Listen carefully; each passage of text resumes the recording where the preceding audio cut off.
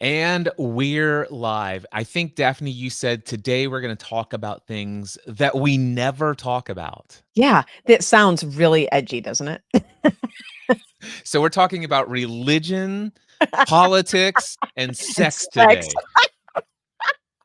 We both got to that one pretty quick. We well, you know what people don't want to talk about. Yeah, I mean, those are some of the topics for sure. Well, I think the religion and politics people seem to talk about fairly freely. Too Yeah, much. not too much respect, unfortunately. Yes, yes, probably said better. And sex, I mean, we could do a whole podcast on that. Sex in the workplace, maybe? Okay. Oh, That does not sound like an appealing topic for me. I might let you do a solo hosted episode on that topic. you can show up and just sit there. There you go. Yeah, there we go.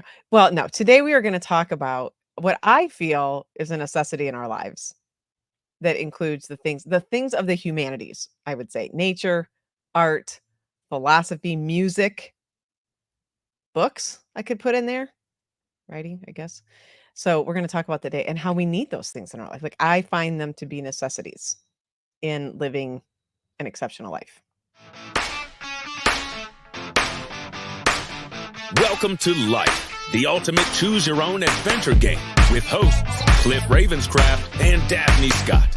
Join this dynamic duo as they explore the profound concept of life as a thrilling adventure, blending ancient wisdom and modern psychology.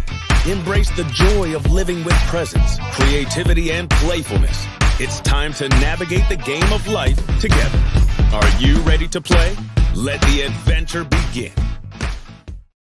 Are you ready to play? That's what I picked up Right. on today. I am, and I picked up on creativity and playfulness. Nice. Yeah. So, what are these essential elements for the life of Daphne and where did this come from? Yeah. So I was invited to write a letter to my nephew. So I have a nephew who's graduating this year from high school. And I sat with sort of what would I want to write? I think there's sort of like I could try to impart wisdom, to him, which I think is a little I mean, maybe he would if he were asking for it, maybe I would have gone that direction. But that wasn't really, I'm like so I just started letting myself write. And the first thing I landed on was, something about going for a walk in nature. Like I have found that that is something that I enjoy doing to clear my head. I kind of wrote it that way. And so long story short, I landed on sort of these three stories about things that had influenced me. And I guess I'll share some of them. So one was taking a walk in nature. The second was the photography of Stephen Shore. So he did a couple books, one in particular, Uncommon Places, which if you look through the book, his photography, the pictures are amazing. They look like very common places.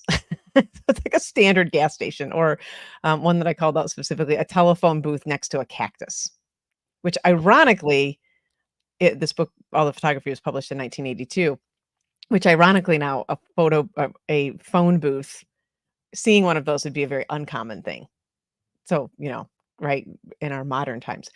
And then the third part that I wrote about was really philosophy, sort of the idea, sharing the ideas of what it has meant for us to move from, an aristocracy to a meritocracy and sort of the things that came along with that we hadn't really been prepared for so much. Like we all can be successful and we've talked about this a little bit on the show and what that's done to the idea of status and what it means if we're not successful now. There's some moral failing that we have. So there were those three buckets.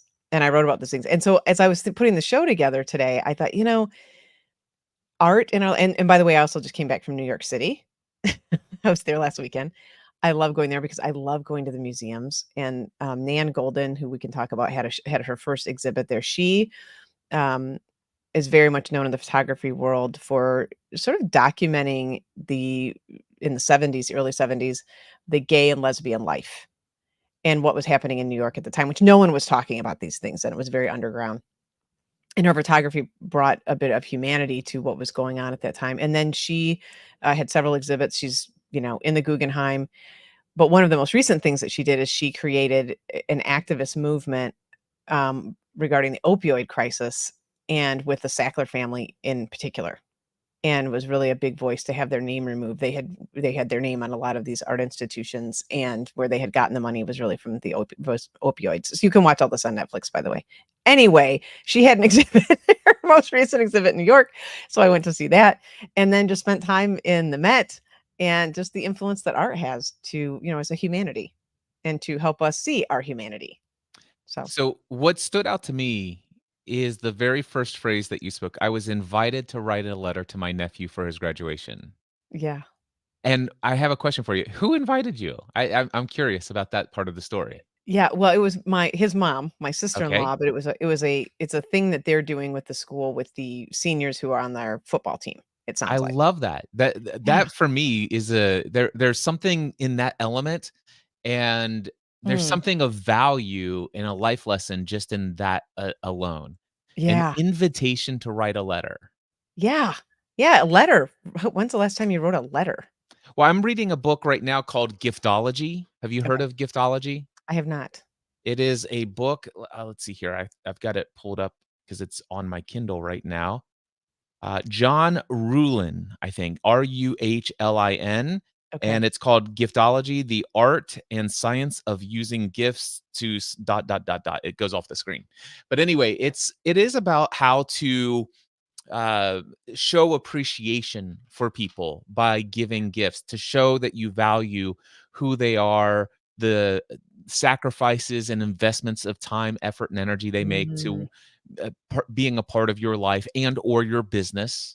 And yeah. so it is this art. And one of the things that's in here is like, listen, if you're in a place in your business where giving extravagant gifts that show lavish appreciation for the people you work with, never underestimate the value of a handwritten note or letter. Yeah. And in many cases, you would be much better served to send a handwritten note or letter than some very inexpensive throwaway gift. That's so good. I had a dear friend who spent a year writing handwritten letters to all of the people that he worked with. Yeah, what Yeah. stood out to me, have you seen the biopic, of Mister Rogers that was done by Tom Yeah. Hanks? Yes. And that's something that stood out to me, just how much care he gave and how much appreciation for each individual human that he interacted with, that I loved the fact that he would take these pictures and have them developed, and he would write in his journal about his experience, and he would pray for those people, and then he would make telephone calls and write handwritten notes and letters. Yeah, just that alone. I mean, Yeah. that's art in and of itself. It it Humanity. it very much is, and I Yeah. bring that up because your first statement, "I was invited to write a letter," Yeah.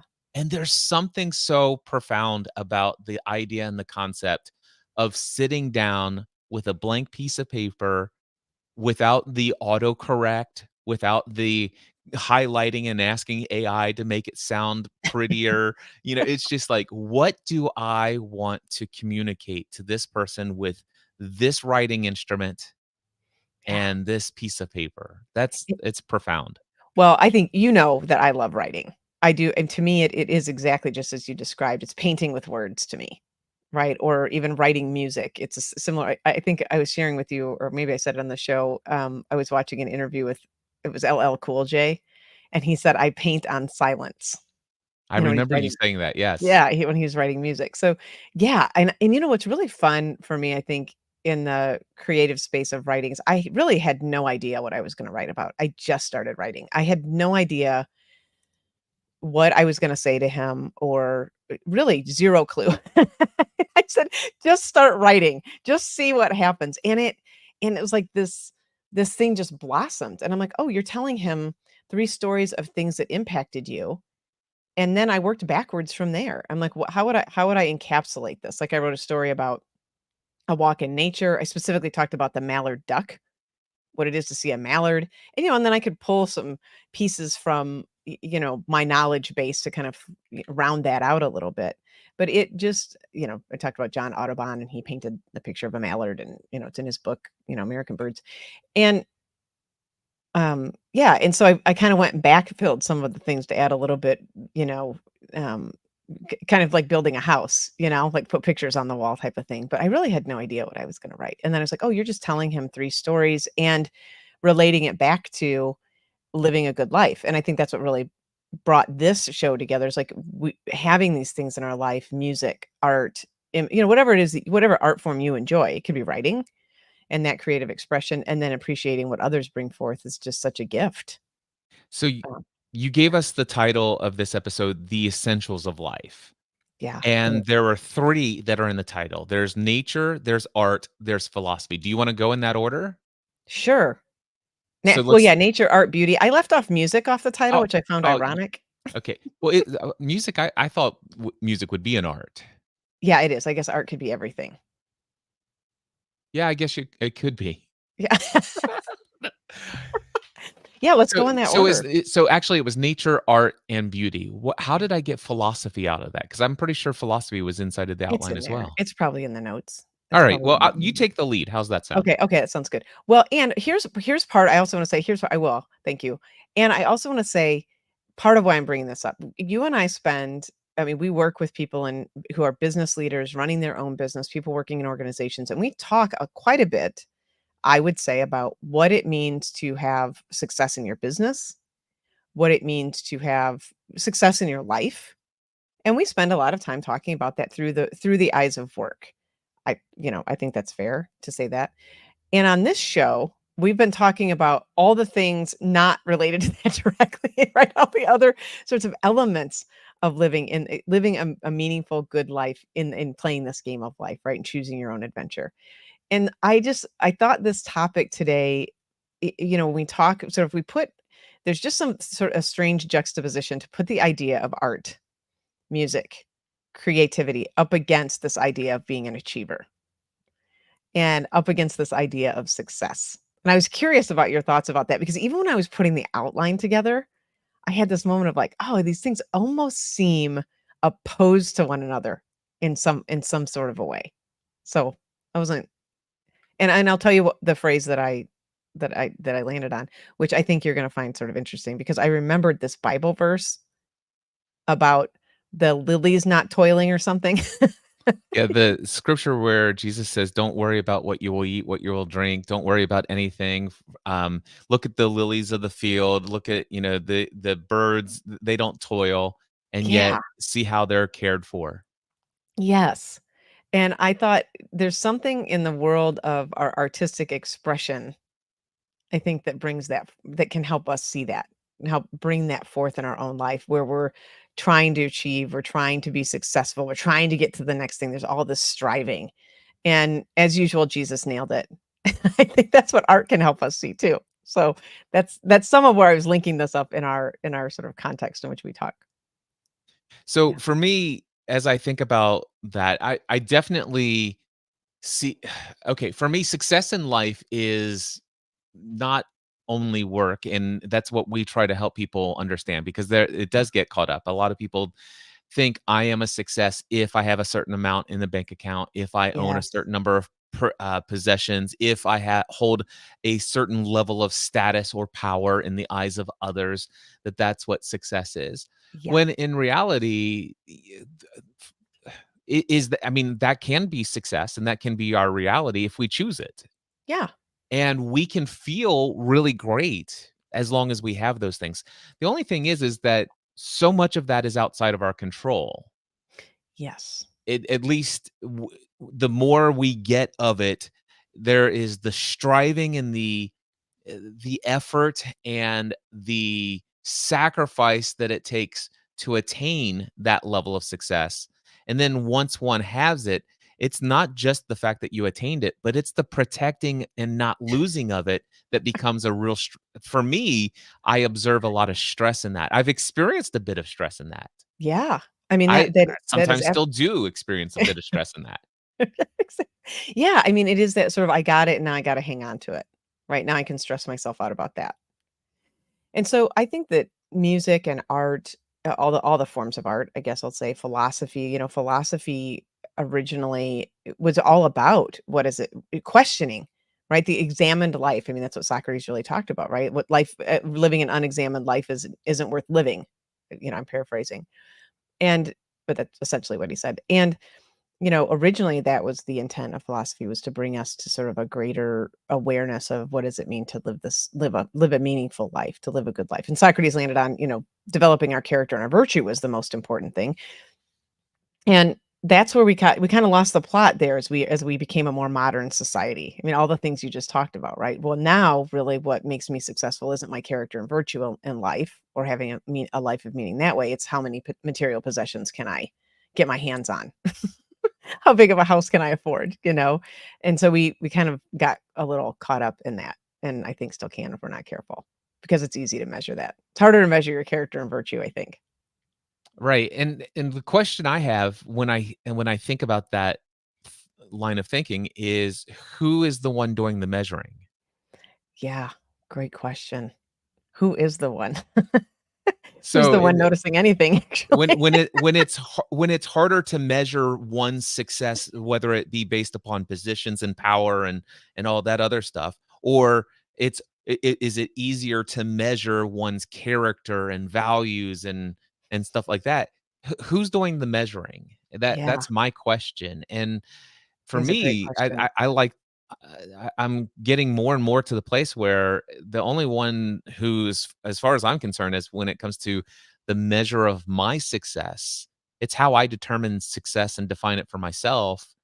And while there are definitely parts of my personality that desire to be validated and affirmed by others, I find that the more I lean into that side of my personality, the more suffering I experience in life, because I get misperceived on my intentions or my, Yeah, ways of doing things or saying things. And it's like, who cares? At the end of the day, I care what I think about my success in life. yeah. Well, that's why you're a weirdo. I am a weirdo. And now we're back to art. And so art, the humanities, I guess that'd probably be a better word to use because it encompasses all of it. And I loved what you're talking about, and as you were talking, Cliff, I was kind of in my head a little bit around what is it that we see that allows us to sort of stand in that space, to stand in the space against, and I think this is what art, all in all of history, all of mankind, there has always been some expression, some artistic expression to help us get in touch with that part of our humanity, to get in touch with that part of us that says, look, I see very clearly what society at large is trying to tell me, or what has been propagated as meaning that I'm going to be fit in, I'm going to be successful in some way. And through the humanities, we get a sense of like, oh, but what is it to really be human? And what is it for me to just be human on this earth? What is it for me to matter on this planet, regardless of how much money I make, or regardless of the status that I have, regardless of the title that I walk around with? What does it really mean for me to matter and just be here? And the image that came was this, it was a, painting, and it was this, it was a I'm trying to remember who the artist is, it'll come to me. But, it was Despair was the title, and it was just this man with his hands in his head, and just seeing that image of just, oh, the despair that we can go through when we're living my relation to this image was the despair that we can feel when we're living a life that we're not aligned to live, or when we're falling prey to the trappings of what modern society says we should be doing or shouldn't be doing. And who can't relate to that Yeah. experience, that emotion? So I think that's the gift that the humanities can bring us. One of the gifts is that we're not quite so alone, Yeah. right? Yeah. When I think of art, there's and this is a perception of mine. I don't know if it has any basis in reality. I've not done any research on this. I've not done any study of it. But in my mind growing up, my conditioned way of thinking of art is that thing that you do where it's not for the money. It's not for the fame. It is an expression of who you are. Now, some people get paid for their art. Some Yeah. people become well known, and there's this philosophy that I've learned to live by, and it is, find something that you love to do so much that you would be willing to do it all day long for free. Yeah. And if you become so excellent at doing that thing, eventually people might be willing to pay you to do it. Yeah. And in I kind of equate that philosophy, that line of thinking, to the idea of what is my art? What is Mm. my expression?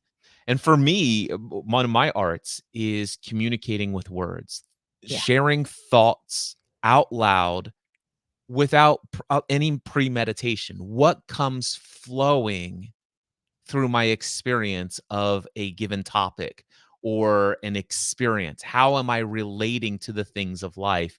And putting words to the experience, that to me is my art. Oh, it's a huge art. I mean, that's some of the art that also comes through with writing, but I love the question that you just put in there. It's like, what is my art? Like, what is my artistic expression? And I think what you've just done too that I think is really important is that you paint with words, and I'm using paint as a metaphor now, right? So you're painting with words, and I think one of the missteps that we can make is putting art in a very specific bucket. Like, oh, I almost did it. You were like, "But isn't music art?" Like, yeah. You Well, know, it's y even that, so do you know how many people says, "Cliff, when are you finally gonna write a book?" And I'm like, "I've written thousands." yeah, already. And they're like, "What do you mean?" I was like, "Well, have you ever listened to an audiobook? I have 4,800 of those." Yeah, yeah. It's just not in a written form, right? We have a Right, if very you want, I can go get them all transcribed and put them on dead trees if you want, and we'll call it a book. yeah. You know, that's so funny because if you read any books where they said it was the Buddha, I mean, the Buddha never wrote anything down, Right. ever. It was all things that like talks that people had heard him give, and they wrote it down, right? Isn't that fun? And It it is fun. mixes that idea of philosophy. That's how philosophy was expressed, through Yeah. oral tradition. Yes, very much so. I mean, there were barely written words. I mean, the printing press was what, 1800 or something, or maybe earlier? No, it was earlier, way earlier. But yeah, I mean, that didn't always exist. So there really was only one way to transmit messages, really, talking, which we're doing Yeah. right now. This is our art form. Well, I guess that's it.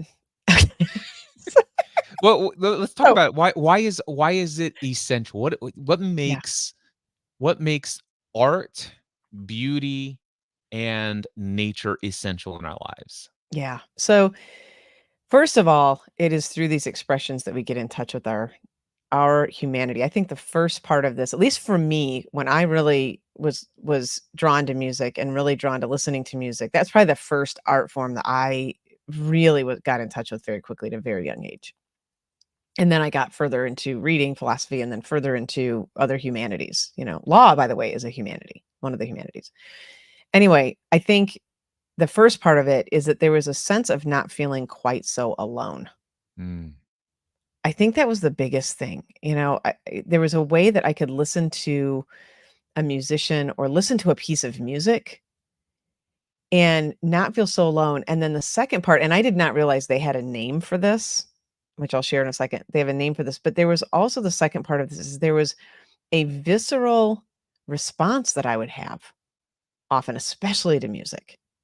And then and I would see certain images and I could feel it in my body. So I think the second part of the necessity of these humanities is that we can get in touch even at a deeper level with ourselves, not just through our mind, but also through our heart and through our body.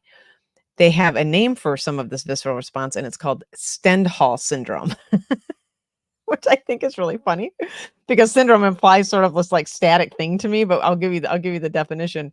It's the psychosomatic condition, so your mind and your body condition involving rapid heartbeat, fainting, confusion, even hallucinations, allegedly, when individuals become exposed to objects, artworks, or phenomena of great beauty. yeah. Yeah. And so one of my first experiences where I can very clearly remember having a visceral response was the first time I went to see the Chicago Symphony Orchestra. And it was before I was 30, so I was probably 28. And I will never forget the overwhelming feeling and the tears that welled up just hearing them. I don't even remember what piece of music it was.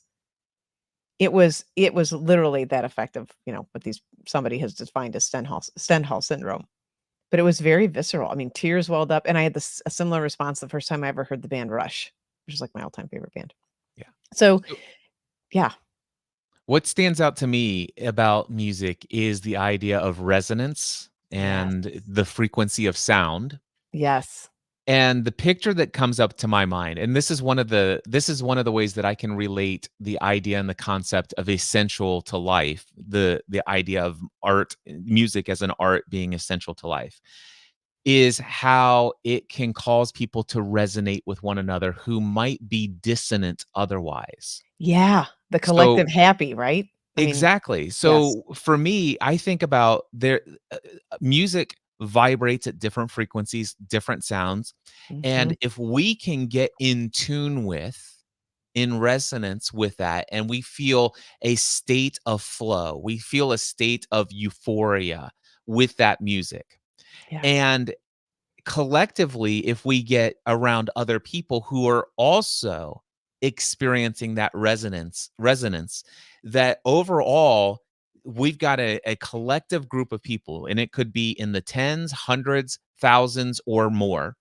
Yeah. And then all of a sudden it's like we have people who are in this crowd of, let's just say, 20,000 people in a stadium or whatever. This is a group of people where individually so many of these people might absolutely dislike and at some level hate each other, Yeah. but they don't know each other, and they're sitting next to each other in a stadium and resonating at the same level with a particular song, a particular melody, and these two are it brings about a sense of oneness Yes. among the crowd, and Yes. that is something that I love.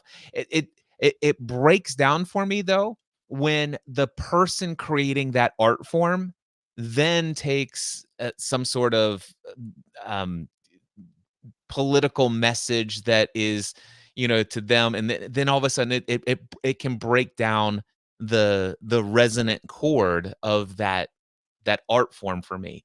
Yeah. So, and who am I to judge what they choose to do with their what is the call, awareness of, or the becoming their voice, or whatever Yeah. their Well, it's very tricky when you start wanting to have a message yeah. behind the art, right? That is the tricky part for artists because there's interpreting things for people can be very dicey. But I mean, I think of just like the song Dancing Queen. Yeah. Do you know how many uh, tens of millions of people over the last decades, you Yes. put that on and everybody there I've seen videos on TikTok, for example, in France, where one side of the subway station, somebody starts singing Dancing Queen, and before you know it, the entire station is singing Dancing Queen. And these are and of course, this is a station representative of multiple countries, multiple different languages, and Yes. everybody is there having the most amazing time singing Dancing Dancing Queen. How Queen. could you not, by the way? You can't help yourself when you hear that song. It's But that amazing. for me, that is, I think, one of the essential sides of that is how it can bring us together, how it Yeah. can promote a resonance among people. Yes, I love that, and I think that is the music, and I could make that argument for probably all of these art forms, how they can bring us together. I think that is the part of not feeling so alone, not only in the representation of what you're seeing as an individual, but that others are participating in that. Even when I was in the Met this last weekend, I'm standing there and I'm looking at a piece of art, and so are 7 or 8 other people. And we're all looking at these images or we're looking at these sculptures and taking our piece from it, but all still in that collective joining. Music, I think, has a whole nother because of the resonance, right? The vibrations that we that we can enjoy together. Yeah. Yeah, And the and beat. yeah, and you're right, absolutely, because every every photo, every image that would be on in a painting or a photograph Yeah. it is there's so much juxtaposition between light and dark, Yes. and all of this other stuff that it causes its own frequency. And there are some images that could simply bring an entire crowd of people to the same level of tears Yes. and empathy and compassion for a particular movement, that yeah, it's amazing how art could potentially bring us together. Yeah. And also, and on the other side of that, I'm glad that you brought that up. I also have experienced, and I'll have to come up with a really good example, but experience when I see, I'll use images or photography as an example here, but I could say it with music, where I hear something and I'm like, "Oh, I don't like that at all." Like, I don't wanna see that, I don't like that, and I get learnings about myself in that too, Absolutely. right? Yeah, Yeah, not all art and not all not it's not about the thing is what can I learn about myself by yes, what I am repelled by? yes, And yes, why am I repelled by that? What yes, is it that is shocking me? What yeah, would I have my one of my favorite questions, what would I have to believe and or think habitually for me to feel that reaction as it relates to this experience? yeah. It's very interesting, isn't it? Yeah. Yeah, one of Mapplethorpe's images come to mind. I mean, he did very one with, blood and semen in it, and I'll never forget seeing that and just being like, "I what is this?" What am I g And I was like, "Wow, what is it about that that I find just so repelling?" It's amazing how deep the conditioned thoughts of what is appropriate, what is Yes. inappropriate. I mean, it has been driven deep into our psyche. And Yes. we've talked about this before. It's not just in our own experiences and environment. There seems to be some growing evidence that this is stored in the memory of our DNA, even Yeah. passed down from generation to generation. Yes. And, you know, what do you do with that? This is the other side of it, right? And I love that what we're repelled by, and then what's the value of me looking at that? And I think that is the place where we can find our own vibration, our own consciousness, where we are restricting ourselves in some level, where we still have attachments would be the way that I would say it. And as we're trying to Attachments. yeah, Reminds me of the 5 level of attachments from you got to it, I was waiting. Don Miguel Ruiz Jr., From who the is the 4 son agreements. who is the son of Don Miguel Ruiz of the 4 Agreements. I had to bring it in. I know, I'm glad you did. I mean, yeah, we're going to do it. Without by the way, without planning it. I mean, I think that's the most Yeah, important that's part the is important is that part. But that actually to bring directly in, Don Miguel Ruiz in the 4 Agreements, he does talk about the dream of the planet and how everything we have, everything is made yeah, up. It was made up at some point, and what is true have been these agreements of yeah, what is right, what is wrong, what does something mean, what does there's all of these agreements, and we have so many agreements we have adopted. We've been born into the existing dream of the planet. yeah, yeah. And It's like we were dropped down in the middle of the scene. exactly. And the question is how much of that are we willing to evaluate for ourselves of what we agree with? Yeah. Wow. That's a great question. Again, that's what makes us the weirdos. And that's Right. what art is a great way of doing that. Let's talk about nature. Yeah. Tell me about what you wrote about your experience with the mallard duck in nature. Yeah. Well, there's a term that scientists have come up with, and it's our need to be in nature, and it's called biophilia. Okay? I just love how they can sanitize anything, you know? Biophilia. Biophilia, yeah, this call that we have to be in nature, and it's sort of interesting. When I was in New York, and I live in Oklahoma City majority of the time, the rest of the time, in the summers, I'm in Michigan, and then here I am in New York City, the concrete jungle, you could name it, easily, and then walking through Central Park, and just noticing how I felt when I was not in the park.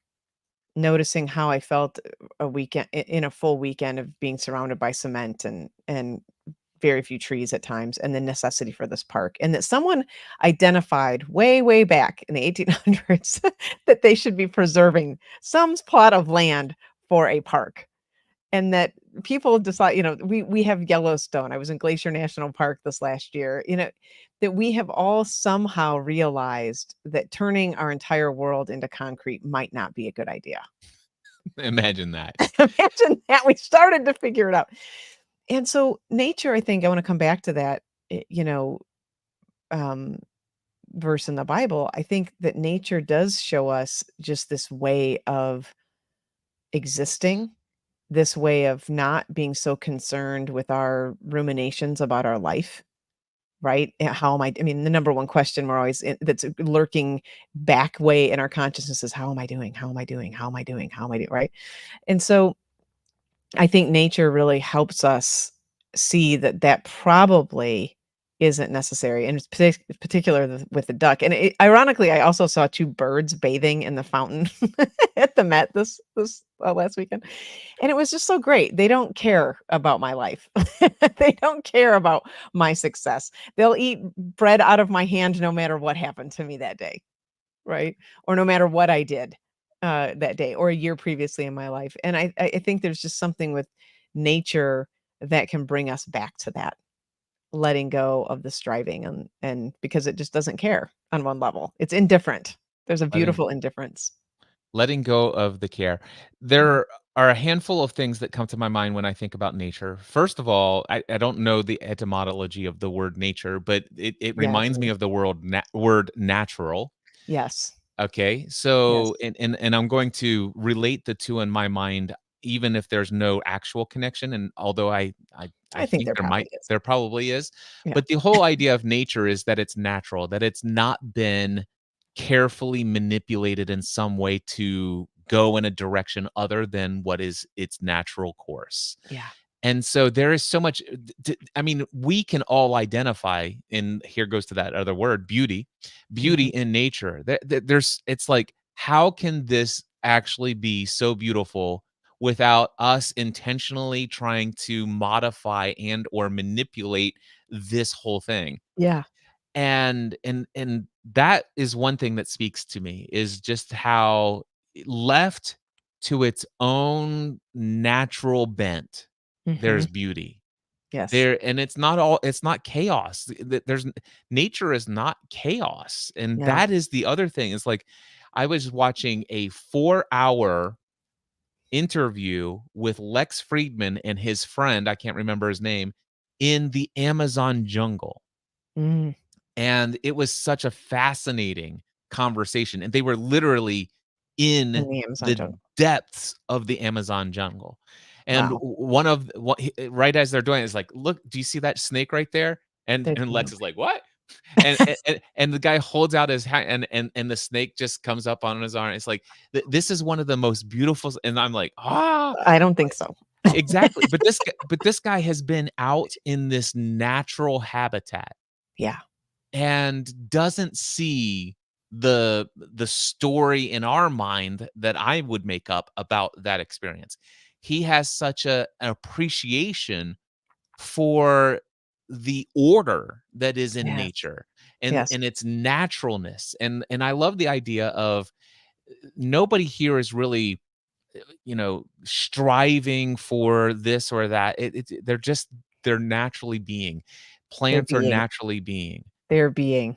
That's Yes. exactly it. And the other thing it reminds me of nature, and when you think about ducks, Four Agreements, Don Miguel Ruiz talked about the fact of don't take anything personally. And one of the Yes. metaphor he gives is these ducks. He says, "Have you ever seen Really? two duck?" Yeah, if it's in the book. He Oh, says, I "If you've ever remember this. seen Yes. two ducks have a fight with one another, it's Yes. intense. Yes. It is absolutely intense, that fight." But as soon as that fight is over and they kind of just, move a little short, they have no they don't carry any memory of that at all. Yeah, and he It's talks about gone. that and they shake off their feathers. They They kinda shake off their rustle, feather. and they Yeah, shake it off and, like, yeah, yeah, and then yeah, move they on. shake it Yep. off and they move I do on. remember that. And Yeah. and they are back to their natural way of being. Yeah. And I'm like, "Wow." I desire to have more of that. Yes. I desire to have more nature in my life. Yeah, me The too. other thing I will say is that I have often felt like this desire, a call, a pull to nature. And shockingly, there are times okay, I'm here in nature. I was like, but are there snakes here? And and stuff like that. Oh, I want to sit down and just enjoy this beautiful beauty. Are these ants gonna bite me? Well, we do have this I heard this one, I don't know what show I was watching, but I did hear this woman who was she was a survivalist, naturalist. She could survive out in the wild by herself. And she did say to me, she's like, one of the impressions people can start to take on is that nature is out to get them. Mm, And I thought that was because I do have a particular relationship with snakes. I really do not like them. Like, I would never hurt one, but I do not want them around me at all. And I would probably go as far as to say it's some sort of phobia that I have around them. And which probably is in my DNA, actually. I think it's sort of normal for us in some ways, but not everyone's afraid of snakes. So nevertheless, what she said, and I thought it was very helpful to me, is like nature is not out to get us. Like, it's just doing what it does. And I thought that was so good. And it's yeah. like, okay, a snake is not out to get you. Like, it's, yes, you could come upon it, it could get startled, but it's not intentionally seeking you out to hurt you. So that was helpful. I still don't want to be around them, but it was helpful. Yeah. I Yeah. for me, I will say that I definitely have a phobia Yeah. of snakes. Yeah. It was if it's not in my DNA, it was certainly conditioned in me from the time I was a child from my Yes. mom. She's like, Snakes are the worst thing on the planet." Yeah. And the one thing that I can say though is a part of it is I recognize how much of just a lack of education of knowing what's the difference between a venomous snake or and some people talk about a good snake and I've like, yeah, that concept I understand it intellectually, internally I can't imagine a good snake. Yeah. And so so, Good snake. for me, there's a part of me, and and I will tell you it's not a big enough part to take action on it, Yeah. but there's a part of me that wants to become a little bit more educated about snakes, Yeah, I think that's and fair. to be able to go into nature. So, for example, there is a place that's just an hour and a half, 2-hour drive from my home. It's called Natural Bridge State Park. And I hiked up to the top of that by myself one day in Yeah. the middle of the woods. And my mom's like, "I can't believe you did that. You know there's copperheads out there, and blah, blah, blah, blah, No. blah." And I'm like, "Yeah." And thankfully I didn't run into one that day, Yeah. but they are on the trail. And Yeah. since then, I've become like a member of various different Facebook groups for this Red River Gorge Natural Bridge State Park area. And every day people are posting pictures of the various different snakes, some of them copperheads, all along the trail that I was on. I went back 3 weeks later, I started the trail, And you couldn't do and it. I got in and I'm like, "I can't do this." And I Yeah. turned around and walked right back out. Yeah. I want you to know I have a similar experience and have had more so in living in Oklahoma. In Michigan, I know the snakes there. And there is a Michigan rattlesnake, but it lives way up north. It'd be very rare that you would see one. They're mostly just non-dangerous snakes. They're gardener snakes. And I grew up in where I grew up, I would run into them in the yard. I am very fast and would run the other direction. So, and but in Oklahoma, that is not the case. They have, water moccasins here and cotton mouth something, and I remember going, I love to go morel mushroom foraging, hunting, and I remember and so there was one spring I was here, and I told Bridget, my wife, I'm like, let's go mushroom hunting," people are posting about it, and we got out into the woods, and then it hit me. They do have actually dangerous snakes here. Like, ones that really could probably do some harm to you. And I went way back up on the edge of the road. She's like, "Where are you going?" And I'm like, "I'm not gonna be walking through the woods today." Not on and we were not on a trail, by the way. So, Yeah.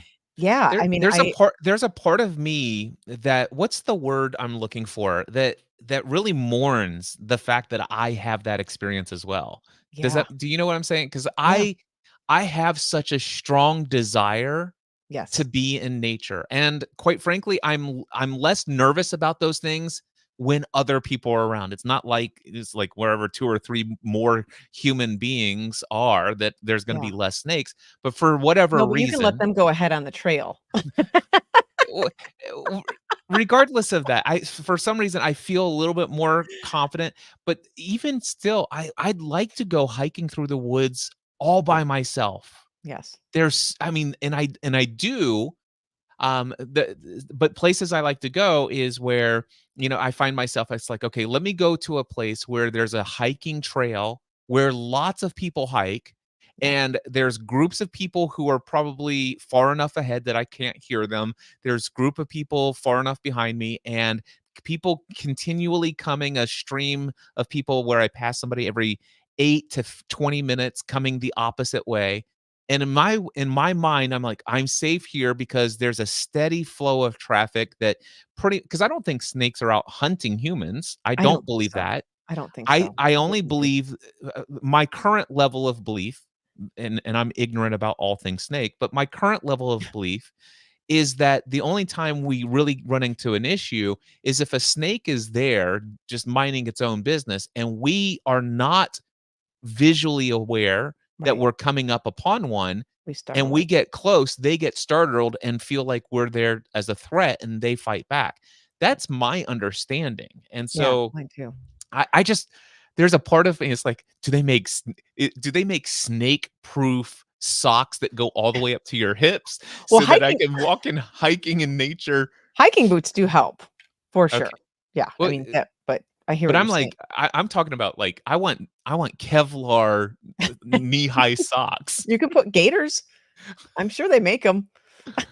Anyway, Yeah. this th Well, th I don't wanna skip over so I don't wanna skip over the part where you're like, yeah, there's like a little bit of mourning, like, you can yes. feel that there's a way that you're holding yourself back, right? There's this sort of barrier that's like, "Okay, if I Eh, could work through this to some degree, I would experience more of the freedom that I know I desire." Right? and there part of me is what I'm getting at is I feel like by having this fear, whether rational or irrational, Yeah. that I am keeping myself from experiencing a resonance with a Yeah. natural environment that calls to me. Yeah. Yeah. I hear that. That I'm only safe in my protected home that has walls and barriers that keep nature out. And Yes. there's a part of me that mourns that. Yeah. I mean, I can relate to that experience because I've had it, I'm like, I don't wanna there was a sign one time in Arizona, there are rattlesnakes on the trail, and I'm like, I don't know that I'm ready to encounter rattlesnakes right now. Maybe one day I will be, but right now I'm not, and so I didn't go down that trail. I went someplace else, but I do relate to that experience, Yeah, I and will I will say this, Daphne, I never felt so the most recent experience of euphoria was that time when I actually climbed I think it was like 600 feet up yeah, straight up this mini hill or whatever, going up to Natural Bridge State Park all by myself. It was like, yeah, "This is amazing." And then the next one was about a year and a half ago. Stephanie and I went to Sedona, Arizona. yeah. Again, out there's probably plenty of snakes. I don't know Oh, which kind. I'm glad I didn't do any research to find out. that's But right. but we went to Bell Rock, and I'm literally climbing all up these things, like, I wonder if I can get up to that level. I wonder how I could get up to that level, and I'm sitting there doing that, Yeah, and not a care in the world was given to, "What if there's a snake here?"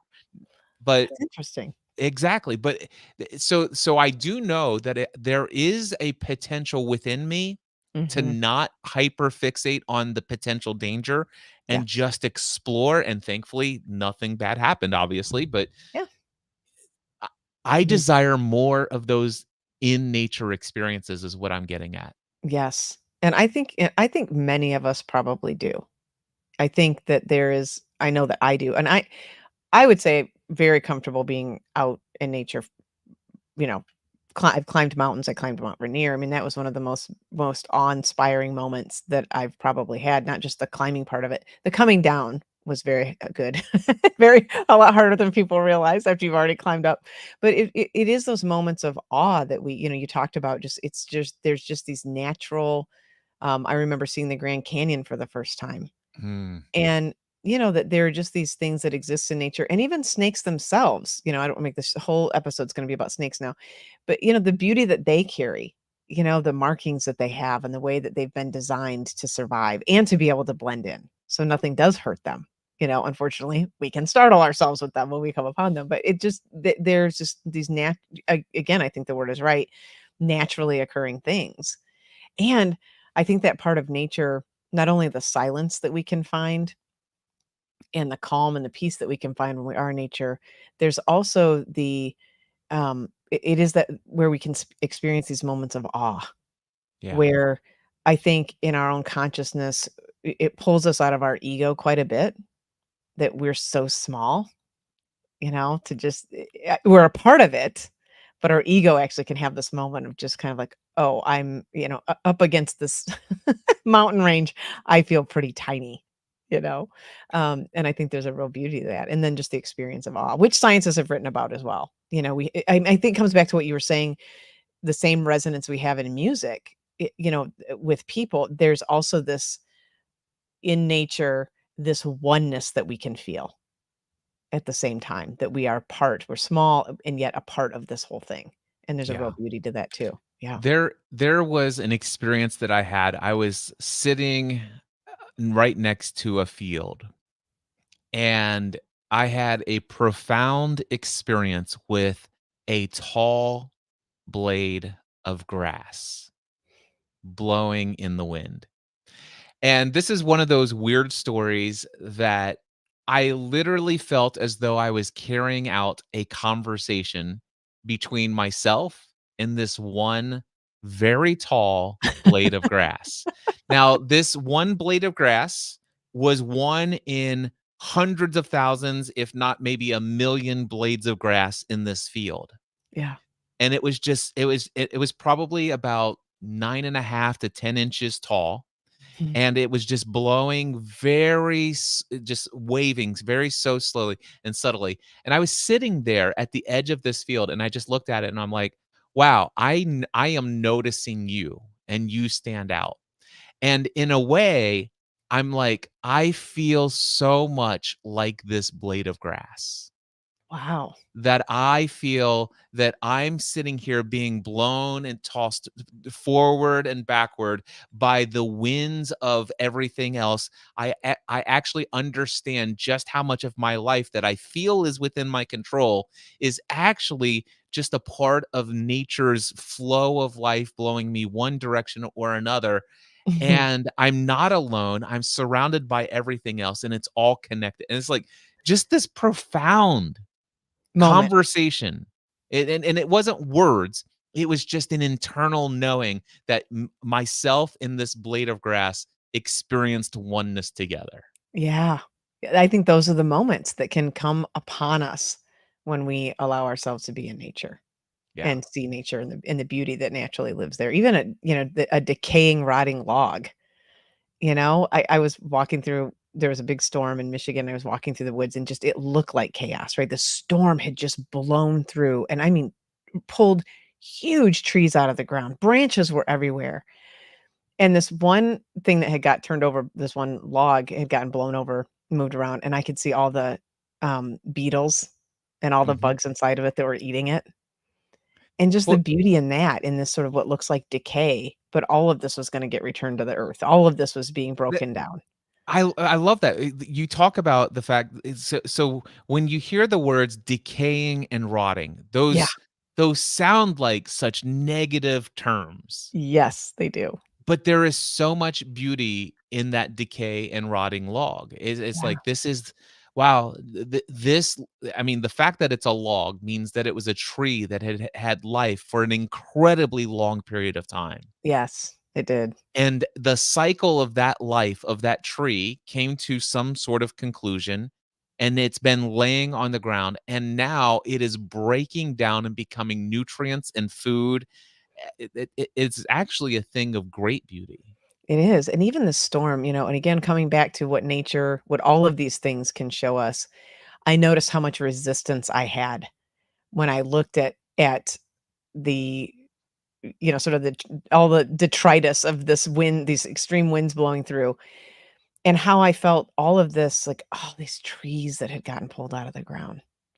All and people's homes were also very damaged, so, that's incredibly unfortunate and inconvenient. Nevertheless, no one died, there was no loss of human life, but I just noticed my resistance to that, right? My sort of like, not wanting to feel the, reality that this is what happens, Like, this is the isness of living, that storms blow through, that it looks like destruction, and it looks like there's this decay, it looks like there is this chaos, and yet it's a very natural thing to have a storm.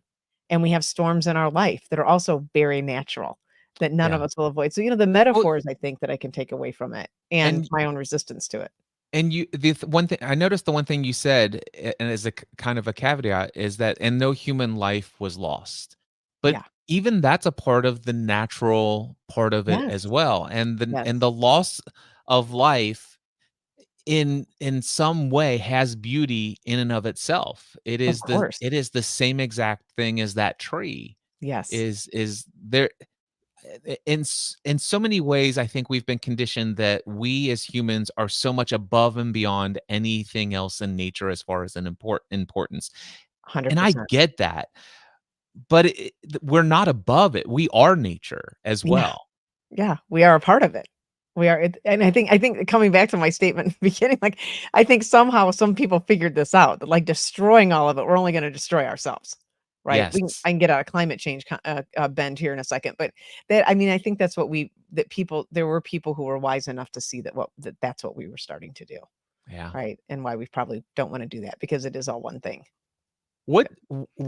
Does this conversation, what are some takeaways for you personally? Like, as you have written this letter, as we've had this conversation to you, what's 1, 2, or 3 things that you'll be more intentional about moving forward Yeah. with? Oh, great question.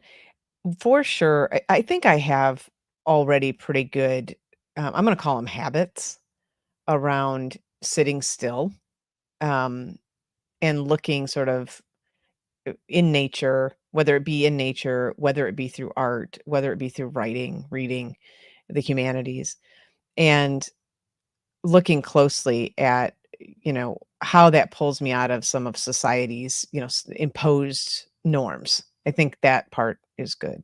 I think the place where I can be more intentional, though, is looking at where my resistance comes up. Like, just when I talked about that storm, I can skip over sort of, my aversions and not looking more closely at those, like snakes, and I think I loved what you said about, I think there's probably a call there to learn more about that, to understand more about that, because it's definitely a place where I have an aversion, and what is that about? So, I think that's one thing through this conversation that we just had that becomes part of my intentionality. Where do I have an aversion? Yeah. Yeah. Yeah. I think one of the things that I'd like to do is go on more guided nature hikes from park rangers who basically make their living walking Yeah. through these wilderness trails, and Yes. obviously they routinely come across snakes, and I would love to just learn from them about Yes. how they come to a place of comfort about that, and maybe learn tips and tricks on how to be safe out there if I were to go hiking more and potentially on my own. And although I do recognize the potential dangers of hiking on my own and not having Mm. people with me, but that is what it is.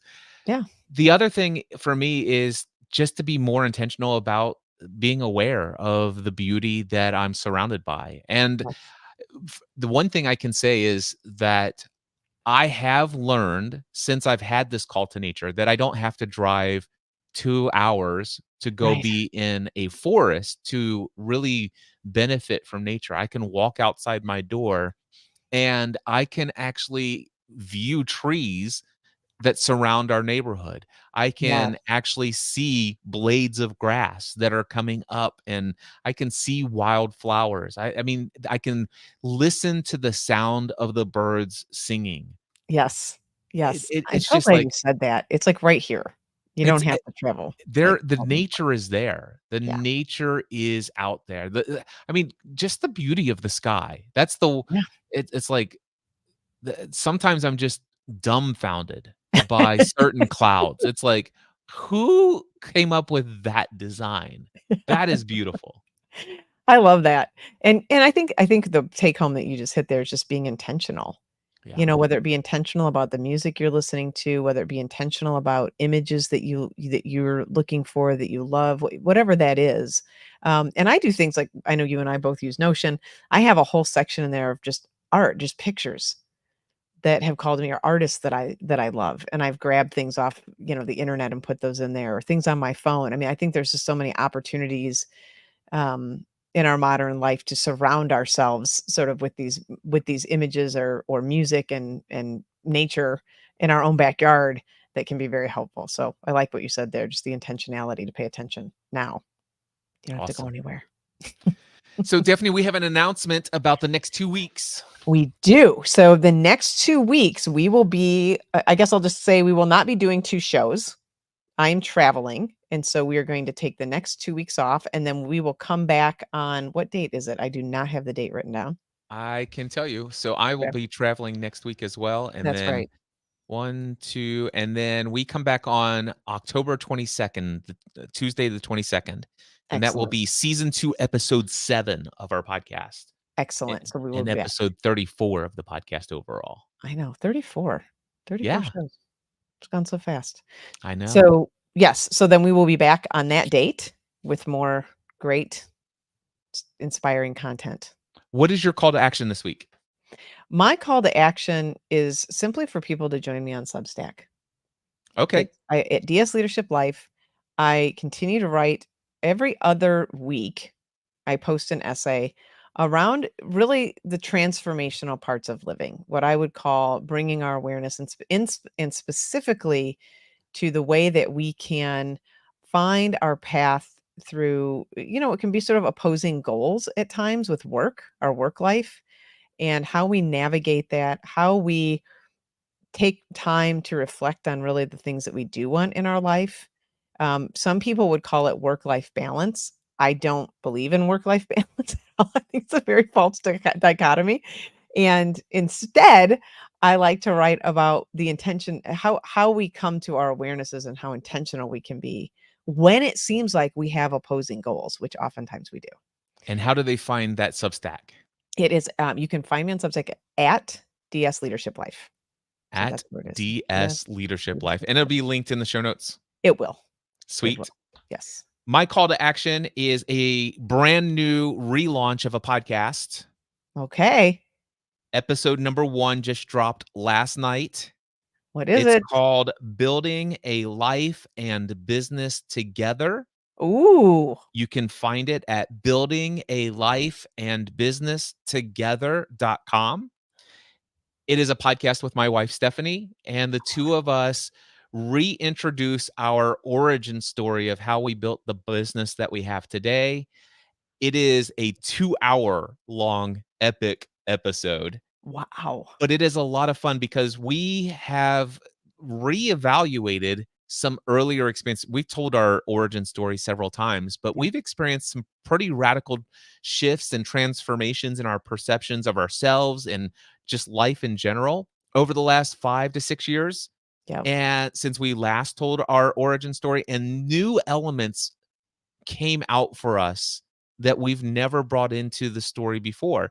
And so it is incredibly powerful. And the entire purpose of the podcast moving forward is we are here as an entrepreneurial couple to support and encourage other entrepreneurial couples where there is a business in the relationship. Yeah, it's so So good. it is definitely for those who are like Stephanie and I. We both work together in our business. Yeah. However, it is also very much there to support where one person in the marriage is the entrepreneur and the other one is not involved in the business. And our passion is to help make sure that that business is not actually causing the partners in the marriage to diverge away from one another, but how the business can actually bring them together. And it's about building a life and business together. Even if you're not going to partner in the business itself, there can still be this shared vision. And that's our hope, is to bring a level of support and encouragement to entrepreneurial couples. Well, very much needed. Very much needed. Oh, Yep. I'm gonna go back and listen to it. Oh, It is interesting, right? As you've lived your story and then the years pass and the years pass and the years pass, how you get more you just go through different frames. yeah. Yeah. Basically, there are certain filters Yes. of how I would perceive things before. And some filters have been removed, new filters are there. Yep. And it's just like, wow, it's the same story, but I see it so much differently now. Yeah, it's so good. All right. So that's Yeah. build a life and a Building building building a life and business together.com. together.com. Okay, we'll put it in the show notes. Awesome. It'll be All on there. right. We'll see you all in 3 weeks. 3 weeks. Until then, choose your own adventure. Love it. Bye.